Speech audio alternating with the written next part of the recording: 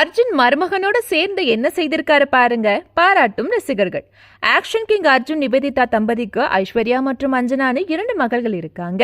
மிகப்பெரிய ஆஞ்சநேய பக்தரான அர்ஜுன் தன்னோட மூத்த மகள் ஐஸ்வர்யாவுக்கும் நடிகர் தம்பி ராமையாவுடைய மகன் உமாபதி ராமையாவுக்கும் காதல் திருமணத்தை நடத்தி வச்சாரு.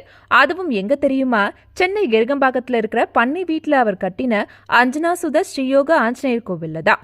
35 அடி உயரம் கொண்ட ஆஞ்சநேயர் சிலையை நிறுவி கடந்த 2021ஆம் ஆண்டு அந்த கோவிலுக்கு கிராண்டா கும்பாபிஷேகத்தையும் நடத்தி வச்சாரு.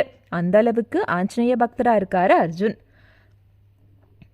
அந்த வகையில அனுமன் ஜெயந்தியை முன்னிட்டு ஆஞ்சநேய விக்கிரகம் வைக்கப்பட்டிருந்த பல்லக்கை அர்ஜுன் தன்னோட மருமகன் உமாபதி ராமையாவோட சேர்ந்து தூக்கி கொண்டாடி சாமி வழிபாடு செய்திருக்காரு.